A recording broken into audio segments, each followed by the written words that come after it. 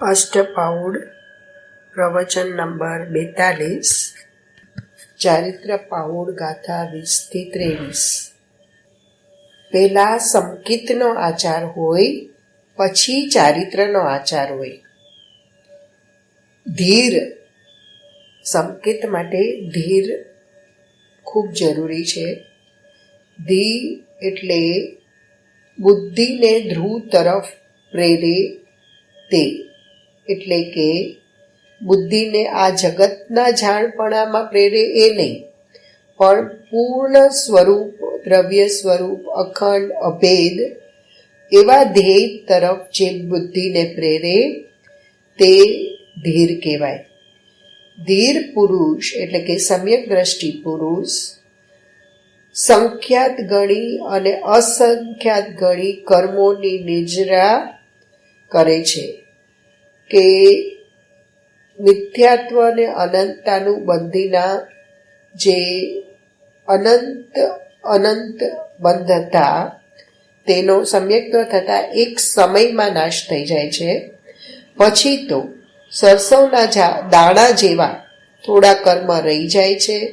તે અસ્થિરતાનો રાગ છે, તે સ્વભાવની સાવધાનીથી, તે પછી સંયમથી અને સાવધાનીથી તેનો પણ નાશ થઈ જાય છે। રાગનો વિકલ્પ છે એનો હું ત્યાગ કરું ને નાશ કરું એવો સ્વરૂપમાં નથી। સ્વભાવ તો પોતામાં જાણવું, દેખવું એમાં રહેતા રાગની ઉત્પત્તિ થતી જ નથી, તેને નાશ કર્યો કહેવાય। સિદ્ધ થઈ ગયા પછી તો કોઈ કર્મ છે જ નહીં, પણ સમ્યક દર્શન થતા ગુણ શ્રેણી એટલે કર્મની અસંખ્યાત ગુણી નિજરા એક સાથે થાય છે। એ સંકિત વિના જેટલા વ્રત તપ કરે, ભલે કરોડો વર્ષ વ્રત તપ કરે, પણ એક પણ કર્મની નિજરા થતી નથી, ઉલટાનું મિથ્યાત્વનું બંધ થાય છે। જ્યારે સંકિતમાં તો એક સાથે અસંખ્ય ગુણી નિજરા થઈ જાય છે, પછી થોડા ઘણા કર્મો બાકી રહે સંખ્યાત જેટલા, તે સંયમ ચારિત્રથી પછી ધીરે ધીરે થોડી થોડી નિજરા સંખ્યાત ગુણી થયા કરે છે। કેવળ જ્ઞાન સુધી પૂર્ણ નિજરા થઈ જાય છે। છતાં પણ કેટલાક કર્મ હજી બાકી હોય, અસિદ્ધત્વ વગેરે, તે સિદ્ધ દશા વખતે નિજરા થાય છે। સિદ્ધ દશા થયા પહેલા 14મે ગુણસ્થાને નિજરા થાય છે। મોહમાં પણ મિથ્યાત્વ એ જ મુખ્ય છે। આત્માનું જ્ઞાન ને આત્માનું ભાન શુદ્ધ ચૈતન્ય દ્રવ્યનું થતા મિથ્યાત્વનો તો અભાવ થઈ ગયો। હવે ચારિત્ર મોહનો રાગ દ્વેષ સમકીતીને હોય એટલું દુઃખ છે ખરું કે એની થોડી થોડી નિજરા થતી જાય છે। અનુક્રમથી દુઃખનો ક્ષય પણ થતો જાય છે। તે સંયમ ચરણ ચારિત્ર છે। તે સંકિતમાં ક્રમે ક્રમે નિજરા થાય ને સંયમ ચરણ ચારિત્રથી સર્વ દુઃખનો નાશ થઈ જાય, ક્ષય થઈ જાય। સ્વરૂપમાં ચારિત્રની લીનતા એવી વિતરાગતા થતા એ વખતે તો સર્વ કર્મનો ક્ષય થાય જ છે। કોઈ માણસ રોગી હોય અને નિરોગી થઈ જાય તો નિરોગ થાય એટલે રોગ તો જતો રહ્યો, પણ પછી થોડી નબળાઈ રે તે ધીરે ધીરે જાય। એવી જ રીતે સમ્યક દર્શન થયું એટલે મિથ્યાત્વનો રોગ તો અનંત કાળનો હતો તે જતો રહ્યો, પણ પછી થોડી પુરુષાર્થમાં નબળાઈ છે, તે સ્થિરતાની નબળાઈ છે, તે સંયમ ચરણ ચારિત્ર સાથે તે ધીરે ધીરે જાય છે ને પછી સર્વથા કર્મનો નાશ થઈ મોક્ષ થાય છે। તે તદ્દન નિરોગી અવસ્થા થઈ જાય છે, એટલે કે સબળ સહિતની નિરોગી અવસ્થા થઈ જાય છે। જે સંયમ ચરણ ચારિત્ર છે તે બે પ્રકારના છે, સાગાર અને નિરાગાર। સાગાર એટલે પરિગ્રહ સહિત, પરિગ્રહ સહિત છે તે ગૃહસ્થાશ્રમમાં હોય છે, અને પરિગ્રહ રહિત નિરાગાર હોય તે મુનિ હોય છે। તેમને વસ્ત્રનો તાળો પણ ન હોય, ગૃહસ્થાશ્રમમાં સમકીતીને થોડો પરિગ્રહ હોય, પણ તે છતાંય તે મોક્ષ માર્ગમાં જ છે. અને જે પોતે મુનિ નથી, પરિગ્રહ રાખે છે વસ્ત્ર વગેરેનો, ને છતાંય પોતાને મુનિ બનાવે છે, તે તો મિથ્યા માર્ગમાં છે. તેમને તો નિર્જરા થતી નથી, ઉલટું મિથ્યાત્વનો બંધ થાય છે. હવે 5મે ગુણ સ્થાને 11 પડીમાં હોય છે સંયમ ચરણ ચારિત્રમાં. તેના 11 ભેદ છે. પ્રથમ દર્શન પડીમાં, એટલે કે 5મે ગુણ સ્થાને સમ્યક દર્શન ઉપરાંત વ્રત હોય, પણ વ્રતના કેટલાક અતિચાર હોવાથી, એટલે કે વ્રતમાં કેટલાક દોષ હોવાથી તેને વ્રત પડીમાં ન કહેવાય, ફક્ત દર્શન પડીમાં કહેવાય.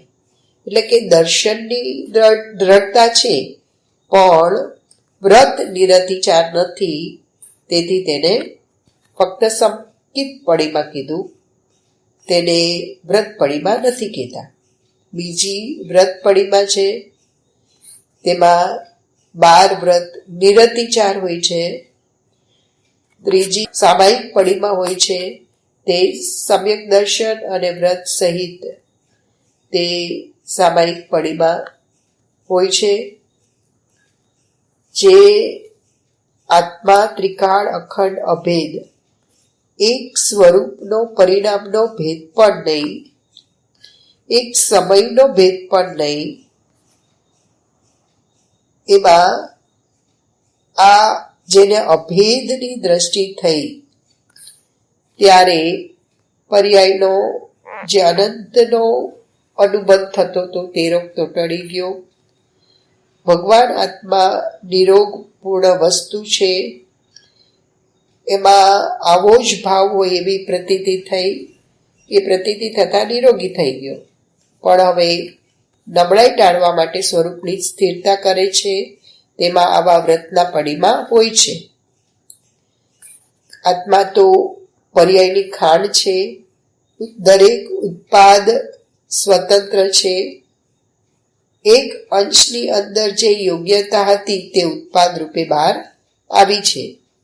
એવું જે વસ્તુનું સ્વરૂપ, તેના અનંત ભાવ, એવા અખંડ દ્રવ્ય પર દ્રષ્ટિ કરવી અને એને પ્રતીતમાં લેવી, અને જેમાં રાગ નથી, રાગનો સહારો નથી, એવા નિરપેક્ષ તત્વને કબૂલ કર્યો, ત્યાં મિથ્યાત્વનો તો નાશ જ થઈ ગયો. પછી નબળાઈનો રોગ છે, તે સ્વરૂપ સ્થિરતા આવતા ટળી જ જશે. જે 33 સાગરના વિકલ્પના જ્ઞાને પાર ન પડે, એવો આત્મા એક અંતર મુહૂર્તના નિર્વિકલ્પ ધ્યાનમાં પાર પડીને કેવળ જ્ઞાન લે એવી તાકાતવાળો, એટલા સામર્થ્યવાળો એવો પ્રભુ છે, એવું અંદર દર્શન સમ્યક થતા એ નિરોગ જ થઈ ગયો. હવે એને મોહ ને રાગ હોય જ નહીં. એને વ્રત પડીમાં નિરતિચાર હોય છે, તેમાં બિલકુલ વ્રતના દોષ આવે નહીં. ત્રીજું સામાયિક છે. સામાયિક એટલે આત્માનું જેને ભાન થયું છે અને શુદ્ધોપયોગ થઈ ગયો છે, એટલે કે શુદ્ધોપયોગમાં રહે એ જ સામાયિક છે ખરેખર તો. પણ અંતર તરફના વલણવાળો ભાવ અને ભક્તિ આદિનો જરા વિકલ્પ હોય, પણ પેલી મૂળ સામાયિક તો જેટલી સ્થિરતા થઈ છે એને સામાયિક કહેવામાં આવે છે.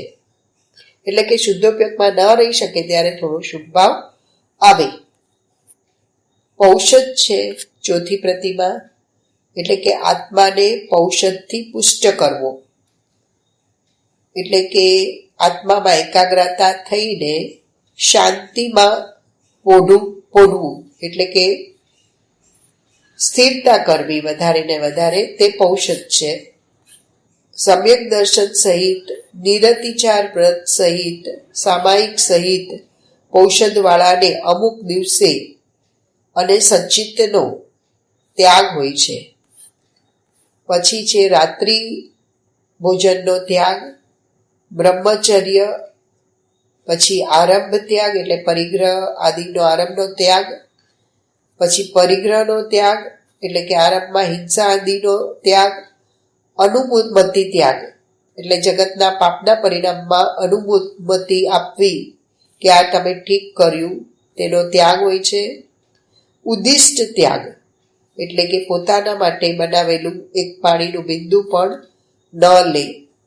એ આવી 11 પડીમાં હોય છે અને આ 11 પડીમામાં એક એક પડીમાંથી આગળ જેમ જતે જાય બીજી ત્રીજી એવી રીતે તે સ્થિરતા વધતી જાય છે, સ્થિરતાનો અંશ વધતો જાય છે અને પછી 11મી પડીમાં સુધી તો ખૂબ જ સ્થિરતા થઈ જાય છે. પછી તો તેને 6ઠે 7મે ગુણસ્થાને મુનિપણાનો ભાવ બહુ જ જલ્દીથી આવે છે. રાગ રહિત આત્માનો સ્વભાવ એવું વિતરાગ સ્વરૂપ એને શ્રદ્ધાને જ્ઞાનમાં લીધું ત્યારે રાગનો વિકલ્પ મારામાં છે જ નહીં એમ ભિન્ન છે ત્યારે તેને જૈનપણાનું દર્શન કહેવામાં આવે છે. સંયમ ચરણ ચારિત્રના 2 ભેદ છે, સાગાર અને અનાગાર. આ વિકલ્પ સહિતના વ્રતના ભેદ છે. સ્થિરતાનો અંશ હોય ત્યારે 11 પડીમાના વિકલ્પ આવા હોય એમ કહ્યું છે. પંચમ ગુણસ્થાન વ્રતથી સાચા શ્રાવકને 5 અણુવ્રત, 5 ગુણવ્રત, 4 શિક્ષાવ્રત હોય છે પણ હજી એ પરિગ્રહ સહિત છે એટલે એને સાગાર સંયમ કહેવામાં આવે છે. અને મુનિને જે પરિગ્રહ રહિત છે તેને નિરાગાર સંયમ કહેવામાં આવે છે. સમકીતિની દ્રષ્ટિ તો એક અખંડ જ્ઞાયક ઉપર જ છે પણ જ્યારે વિકલ્પમાં આવે છે ત્યારે પર્યાયના 2 ભાગ પડે છે, એક જ્ઞાનધારા અને બીજી રાગધારા એટલે કે કર્મ દ્વારા. એ જ્ઞાનધારામાં કોઈ વિકલ્પ નથી પણ રાગધારામાં 12 વ્રતના વિકલ્પ આવે છે. તે વ્રતને પંચમ ગુણ સ્થાને સાગાર વ્રત કહેવામાં આવે છે અને મુનિને નિરાગાર વ્રત કહેવાય. ખરેખર પહેલી પ્રતિમા જે સંકેત પ્રતિમા છે તે સમ્યક દર્શન વખતે 4થે ગુણ સ્થાને પણ હોય પણ 4થે ગુણ સ્થાને સંકેતના જે અતિચાર છે તે 5મે ગુણ સ્થાને નથી હોતા એટલે તેને પ્રતિમામાં દર્શન પડીમાં કીધી છે.